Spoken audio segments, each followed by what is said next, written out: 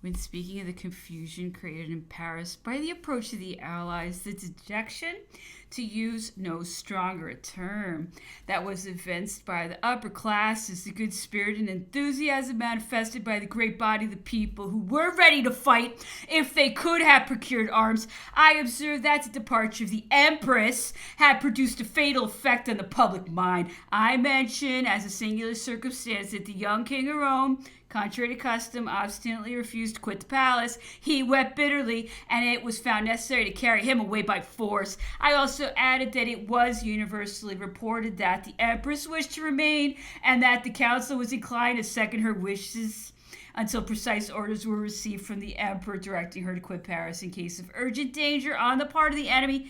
Yes, said the Emperor, and those orders were very necessary. The Empress was young and totally inexperienced.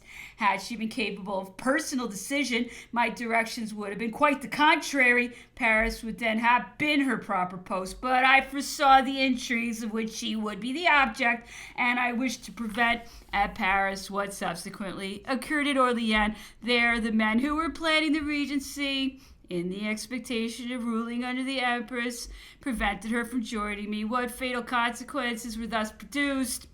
Would to heaven that I had also dispatched timely orders directing her to quit Orleans. It is certain that at Fontainebleau, Napoleon was, almost at one and the same moment, the victim of every kind of mental distress with which a man can possibly be assailed, subdued by defection, not by force of arms. He felt all that could rouse the indignation of a lofty mind or break an affectionate heart. His friends forsook him, his servants betrayed him, one surrendered up his army, another his treasury. The men whom he had reared, maintained, and loaded with favors were those who wrought his overthrow, the members of the Senate who only the day before had supplied him profusely with conscripts to oppose the enemy, scrupled not to become the instruments of that very enemy. Under the impulse of foreign bayonets, they imputed to him as a crime that which was their own work, and basely broke the idol which they had themselves created, and so servilely worshipped. What a depth of disgrace and degradation! Finally, in this stroke, Napoleon felt more severely than all the rest. His wife and child were carried away from him, and in defiance of treaties and laws, in opposition to all moral principle, he was never allowed to see them anymore. It appears that Napoleon, oppressed by this weight of affliction, surrounded by this odious turpitude and his utter contempt of human nature and all things connected with this world, formed the resolution of ridding himself of life. A letter has been preserved, written in his own hand to the Empress, in which he says that the moment has arrived when she must prepare her mind for everything, that all is possible, even the death of the Emperor. This was doubtless an allusion to the mysterious event of the night of the 12th of April, which was wrapped in profound secrecy. The manuscript of 1814, however, contains some particulars relative to this occurrence, which, if they be correct, will not leave the furious enemies of Napoleon even the satisfaction of repeating the stupid and vulgar remark that he had not the courage to die, for according to the manuscript it appears on the contrary that he could not die. This is not the least extraordinary event in Napoleon's career. His remark, "Heaven has ordained it that I shall live," and the calm and noble resignation which from that moment succeeded, appeared truly sublime. Napoleon's celebrated farewell address to his troops and his last embrace of those eagles which he had immortalized are well known. A Prussian diplomatist who was present had assured me that the scene produced an impression on him that time can never obliterate. He added that the English commissioner who stood near him and who had previously been an inveterate enemy of Napoleon was so deeply moved that he shed tears. Such were the sentiments of respect and veneration naturally inspired by Napoleon, that in spite of the danger and inconvenience occasioned by his presence in France, no one presumed to hasten his departure, and he was allowed full time to make all the arrangements he wished. The Treaty of Abdication is dated the 11th of April, and Napoleon did not quit Fontainebleau until the 20th, 9 days later. Throughout the first part of his journey, he was the object of universal respect and often the warmest and most affectionate interest. Hitherto, foreigners seem to have formed no idea of the spirit that prevailed in France or of the real feelings of the people with regard to the emperor. However, It was deemed prudent to arrange matters so that Napoleon should reach Lyon in the night, or I rather believe it was intended to prevent his reaching that city at all. I received the following particulars from an English gentleman, one of those who had been long detained in France and who happened at the period in question to be residing at Lyon. My informant and the Austrian general went out in disguise and mingled with the crowd that had assembled to see the dethroned monarch pass by. They expected to be much amused with the implications of which they concluded he would be the object, but as soon as the emperor appeared, deep silence prevailed among the multitude, and an old woman, to all appearance above the common class, habited in deep mourning, and with a countenance full of enthusiasm, rushed forward to the door of the emperor's carriage. "Sire," said she, with an air of solemnity, "may the blessing of heaven attend you. Endeavor to make yourself happy. They tear you from us, but our hearts are with you wheresoever you go." The Austrian general, quite disconcerted, said to his companion, "Let us be gone. I have no patience with this old mad woman. The people have not common sense." A little beyond Lyon, the general-in-chief of the army of the East appeared on the road, and Napoleon, alighting from his carriage, walked with him for a considerable way. When the general had taken his leave, one of the Allied commissioners ventured to express his surprise that the emperor should have treated him with such an appearance of friendship and confidence. "What should I not?" inquired Napoleon. "Your Majesty is perhaps not aware of his conduct." "What has he done?" "Sire, he entered into an understanding with us several weeks ago." "It was even so," said the emperor. "He whom I had entrusted with the defense of France in this point sacrificed and betrayed the country. After many complaints of the perfidy of men in whom he had reposed confidence, he concluded by saying, the marshal was no longer the soldier. His early courage and virtues had raised him above the multitude, but honors, dignities, and fortune again reduced him to the common level. The conqueror Castiglione might have left behind him a name dear to his country, but France will execrate the memory of the traitor of Lyon and all who acted as he did, unless, indeed, their future services shall make amends for their past wrongs." This circumstance dictated the famous proclamation which the emperor issued on his return. "Frenchmen," said he, "the defection of the Duke of Castiglione left Lyon defenseless and at the mercy of the enemy. The army of which I had entrusted to that chief with the command was, from the number of its battalions and the courage and patriotism of its troops, capable of defeating the corps of the Austrian army opposed to it and advancing on the rear of the left flank of the enemy's force that threatened Paris. The victories of Champs-au-Père, Montmirail, Château-Thierry, Valchamp, Mormant, Montereau, Crayon, Reims, Arcy-sur-Aube, and Saint-Dizier, the rising of the brave peasantry of Lorraine, Champagne, Alsace, and Franche-Comté, and Burgundy, the position which I had taken up in the rear of the enemy, intercepting his magazines, parks of reserve, convoys, and equipages, all had thrown the invading forces into a desperate situation. The French people never had the prospect of becoming more powerful. The enemy's picked corps would have been irretrievably lost and would have found their graves in those plains which they so mercilessly ravaged when the treason of the Duke of Ragusa delivered up the capital and disorganized the army. The unlooked-for conduct of these two generals, who at once betrayed their country, their prince, and their benefactor, changed the fate of the war. Such was the disastrous situation of the enemy after the affair which took place before Paris, that he was absolutely destitute of ammunition by being separated from his parks of reserve. Napoleon was less favorably received in proportion as he advanced to Provence, for there the machinations of his enemy had anticipated his arrival. He had escaped the ambush of Montmirail, but he could not avoid that of Orgon, and this part of his dictated narrative is not the least curious. On his arrival at the place of embarkation, he found two vessels in readiness to receive him, the one French and the other English. Napoleon went on board the English frigate, observing that he would never allow it to be said that a Frenchman had conveyed him away. Such is a brief account of the great event, the details of which, dictated by Napoleon himself, will, as I have already mentioned here, have to be presented to the public. France has been inundated with pamphlets on the subject, so full of falsehood and absurdity that every honest and sensible man now blushes for having given credit to them, or having had even the courage to read them. The following is the Treaty of Fontainebleau, to which I have already alluded. It was carefully suppressed at the time it was drawn up, was never published in the Moniteur, and remained long unknown. It is to be found only in official collections, and even there the copies differ one from another.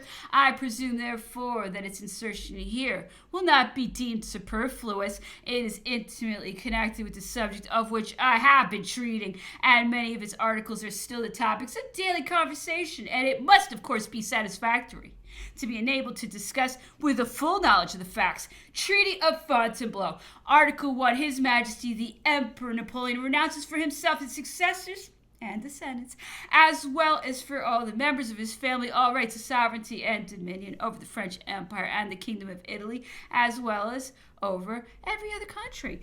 2. Their Majesties the Emperor Napoleon and Empress Maria Louisa shall retain the titles and rank to be enjoyed during their lives. The mother, brothers, sisters, nephews, and nieces of the emperor shall also retain, wherever they may reside, the titles of princes of the emperor's family. 3. The Isle of Elba, adopted by his majesty by the Emperor Napoleon as his place of residence, shall form during his life a separate principality, which shall be possessed by him in full sovereignty and property. There shall be besides granted in full property to the Emperor Napoleon an annual revenue of 2,000,000 francs in rent charge in the Great Book of France, of which 1,000,000 shall be in reversion to the Empress. The 4th, all the powers promise to employ their good offices in causing to be respected by the Barbary powers the flag and territory of the Isle of Elba, for which purpose the relations with the Barbary powers shall be assimilated to those of France. 5. The duchies of Parma, Placentia, and Guastella shall be granted in full property and sovereignty to Her Majesty the Empress Maria Louisa. They shall pass to the prince her son and to his descendants in the right line. The prince shall henceforth take the title of Prince of Parma, Placentia, and Guastella. 6. There shall be reserved in the territories renounced by this treaty to the Majesty the Emperor Napoleon for himself and his family domains, rent charges, and the Great Book of France, producing an annual revenue clear of all deductions and charges of 2,500,000 francs. These domains or rents shall belong in full property to be disposed of as they think fit to the princes and princesses of the emperor's family, and shall be divided among them in such manner that the revenues of each shall be in the following proportion. Madame Mayor, 300,000. King Joseph and his queen, 500,000. To King Louis, 200,000. To Queen Hortense and her children, 400,000. To Jerome and his queen, 500,000. To Princess Eliza, 300,000. To the Princess Paulina, 300,000. The princes and princesses of the family of the Emperor Napoleon shall moreover retain all the property, movable and immovable, of every kind whatever, which they may possess by private right, together with the rents which they hold also as private individuals in the Great Book of France, or the Monte Napoleone of Milan. 7. The annual pension of the Empress Josephine shall be reduced to 1,000,000 in domains or inscriptions in the Great Book of France. She shall continue to enjoy in full property all her private fortune, movable and immovable, with power to dispose of it conformably to the French laws. 8. There shall be granted to Prince Eugene, Viceroy of Italy, a suitable establishment out of France. The 9th, the property which the Emperor Napoleon possesses in France, either as extraordinary domain or private domain, will remain attached to the crown of the funds vested by the Emperor in the Great Book of France, in the French Bank, and in the action de foray, or in any other manner, and which his majesty resigns to the crown, there shall be reserved a capital not exceeding 2,000,000 of francs to be expended in gratuities in favor of the individuals whose names shall be contained in a list signed by the Emperor Napoleon, and which shall be transmitted to the French government. 10. All the crown diamonds shall remain in France.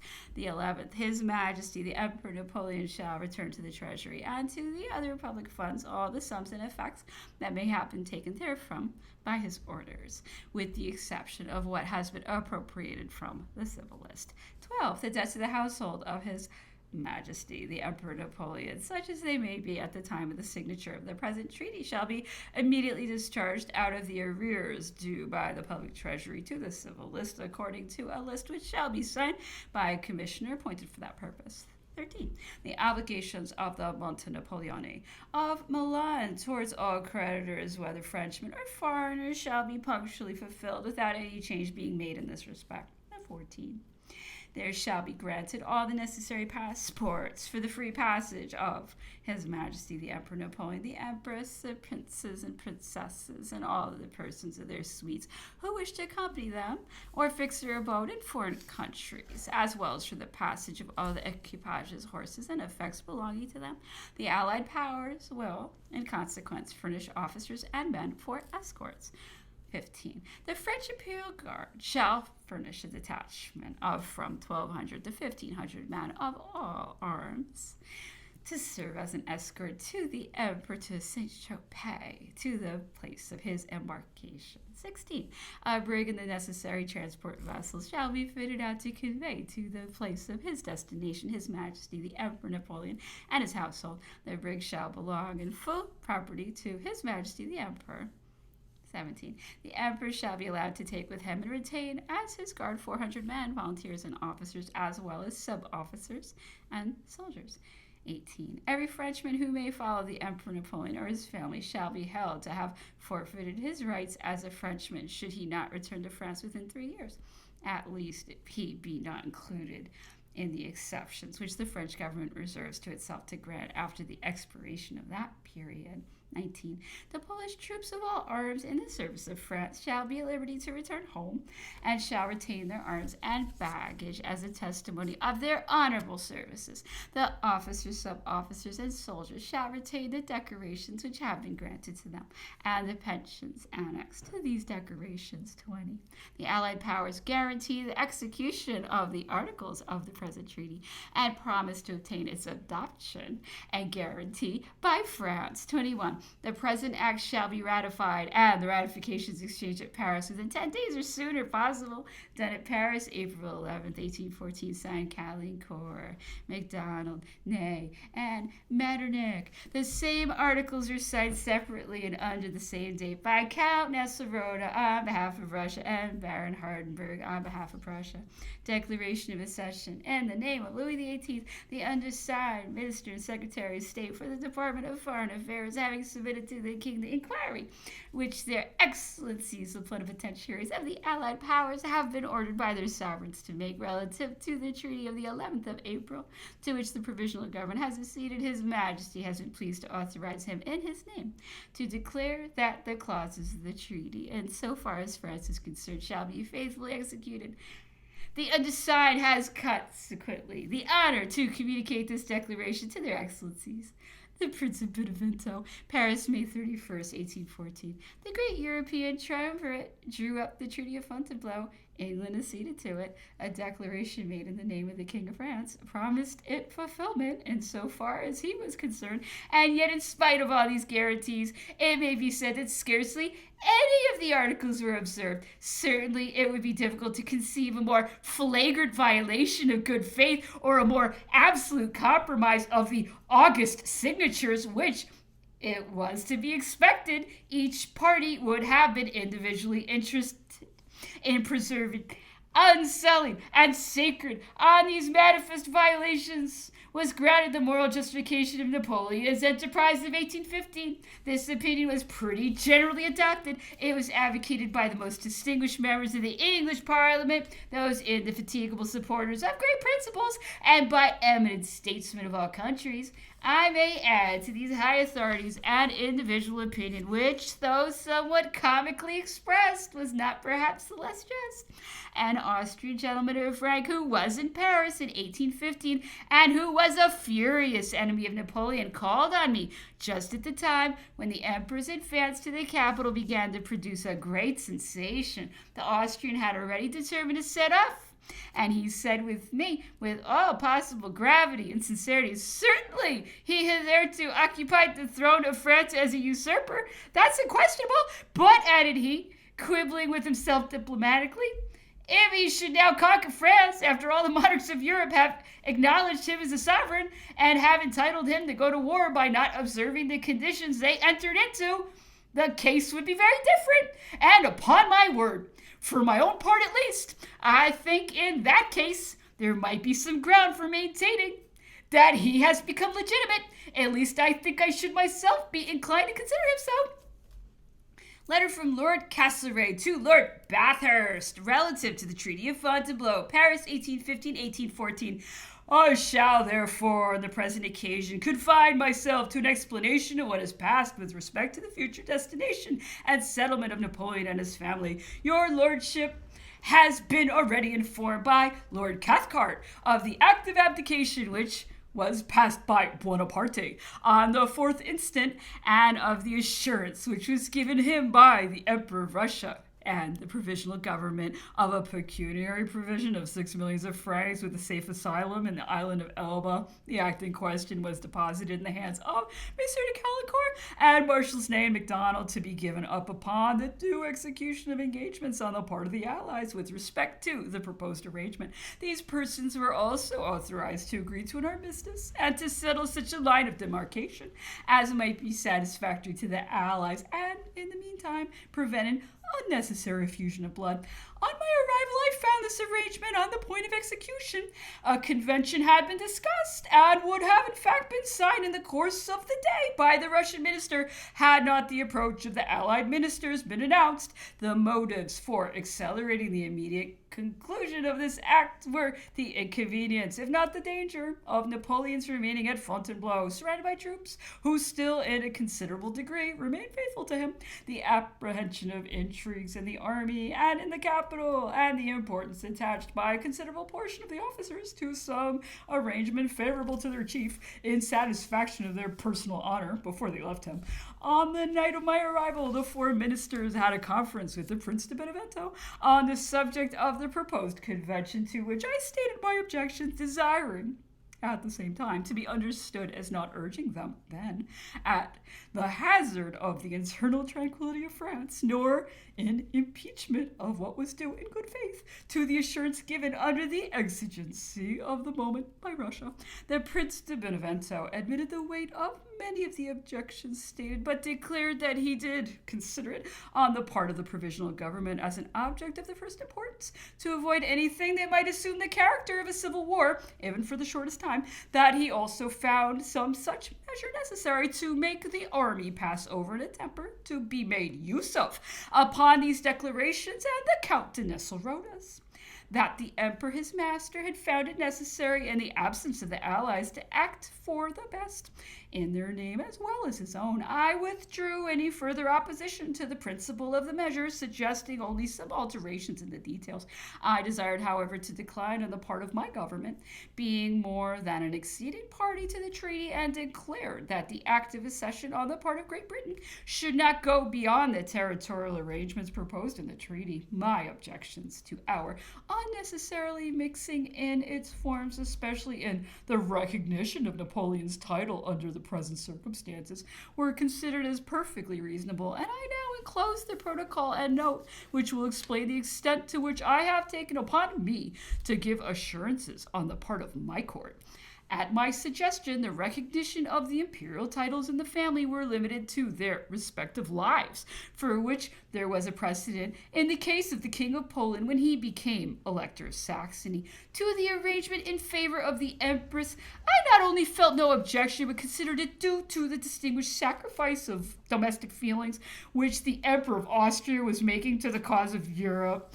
I should have wished to substitute another position in lieu of Elba for the seat of Napoleon's retirement, but none, having the quality of security on which he insisted, seemed disposable, to which equal objections did not occur, and I did not feel that I could encourage the alternative which Monsieur de Caulaincourt assured me Bonaparte repeatedly mentioned, namely an asylum in England. On the same night, the Allied ministers had a conference with Monsieur de Caulaincourt and the marshals, in which I assisted. The treaty was gone through and agreed to with alterations. It has been since signed and ratified, and Bonaparte will commence his movements towards the south tomorrow or the day following. Castlereagh.